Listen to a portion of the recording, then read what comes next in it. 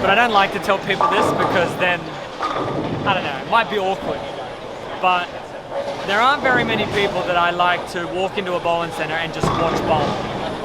But I don't know if I've ever told you, whenever I walk into a bowling center, I actually look for you.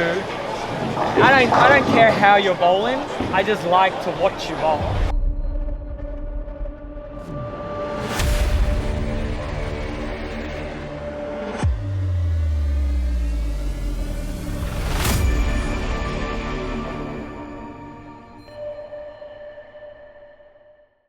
Okay, it's TOC day.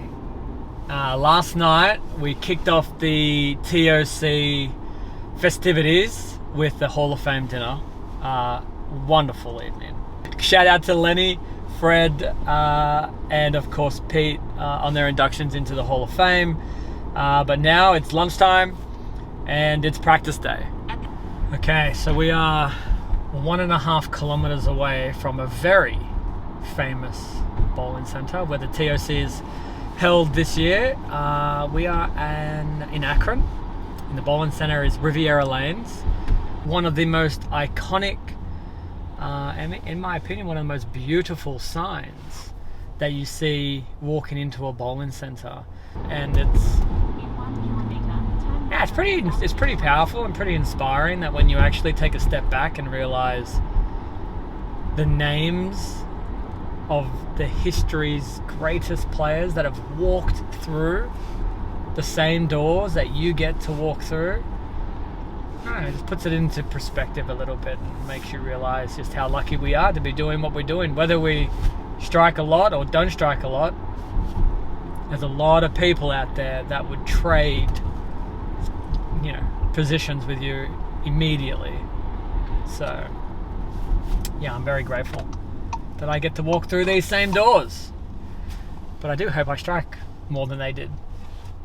I have had actually a pretty good run here at Riviera. I've made the show a bunch. I won my 10th major here, which was the TOC. So Riviera's always been kind to me. Turn right into the car park. Alrighty, turn right into the car park. So it is practice time. We're here. And I like to get to practice just a little bit earlier on practice day because it's also transport day. So all the bowling balls that we transported from the previous event is now here in Akron. So that means you got to go and find them all and organize them all. So practice doesn't start for another couple of hours, but I'm here to go and find all of the bowling balls I left on the truck, organize them. You whisper in their ear, hey, you got to start striking this week. It's like the pep talk you give to your bowling balls before the week starts. So I'm going to start yelling at mine in a minute if they don't strike more. We'll see how we go. We'll walk you through the main entrance after I one ball. There's only one in there. Although I tell people there's 3, so when I lift it up, people think I'm super strong. We all know better. See you in there. DJ Tackett on an absolute roll.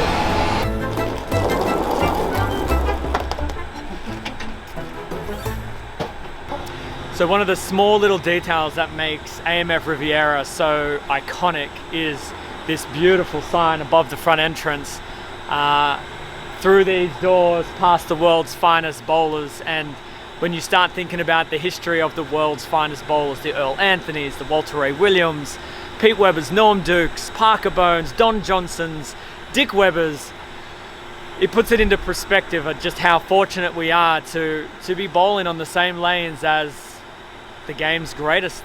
So I'm going to head in there now, organize my stuff for the practice session, and hopefully strike like they did.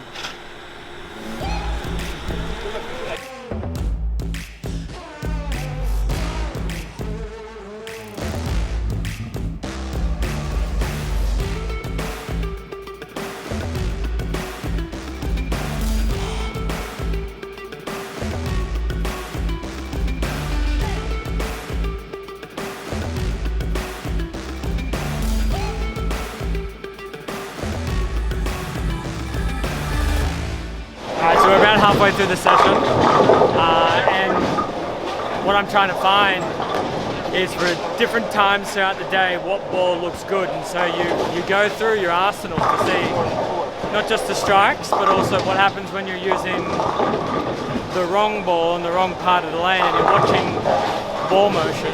And so sometimes you might have an idea in the back of your mind and you're like, I don't know if it would work or not, and so you just throw it. If it doesn't work, it's actually a good thing, because then you can kind of remove that from your possible idea list. You clean it up a little bit more, your list. And so now it's getting to the point where I think I know what part of the lane I like at each stage so far. I think I got a good idea of what bowling balls I like in each part of the lane, and now it'll be going back through them all to see if you're right or if there's another one you missed. So that's where we're at now.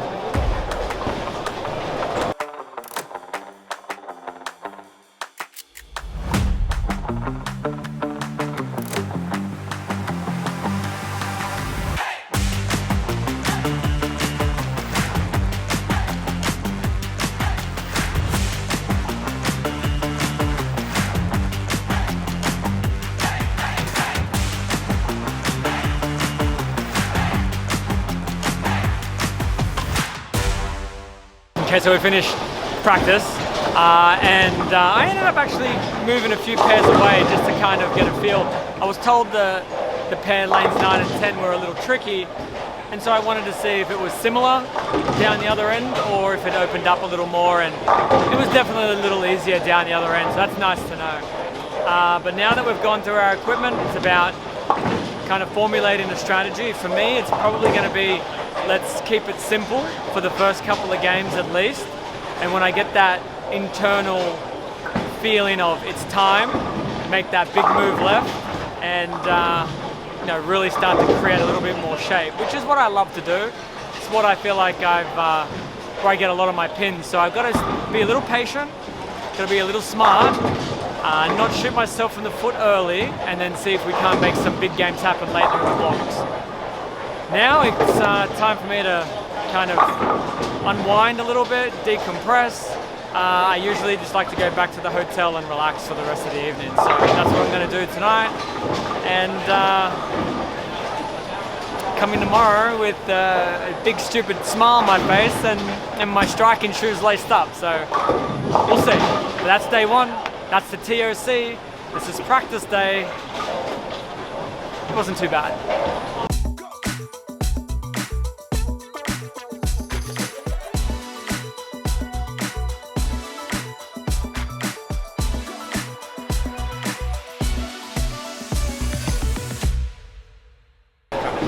Alright, so we are at the TOC, Tournament of Champions. We have one of the best champions of all time. Tommy, I freaking love this tournament. Like, I walk into Riviera and it just feels a little different. I mean, you've been coming here longer than I have. Does it have that same aura about it to you? Yeah, I mean, the prestige of this place is awesome. You know, we've grown up watching this for so many years. To come into Riviera Lanes, you walk through there with the greatest bowlers in the world. It's definitely got a different feel. It's a major, it's Tournament of Champions, a lot of money on the line, so looking for ready to get things started. Look, I don't like this. I don't know if I've told you, but I don't like to tell people this because then, I don't know, it might be awkward. But there aren't very many people that I like to walk into a bowling center and just watch bowl. But I don't know if I've ever told you, whenever I walk into a bowling center, I actually look for you. I don't care how you're bowling, I just like to watch you bowl. And so, just thought you should know that. It's the nicest thing you've ever said. Yeah. I mean, amongst a lot of other things you've ever said, so, but yeah, it's the same. You get up and you grow up watching bowling, things, the respect is mutual. The things that you've done are crazy, but we all have our people that we like to watch bowl.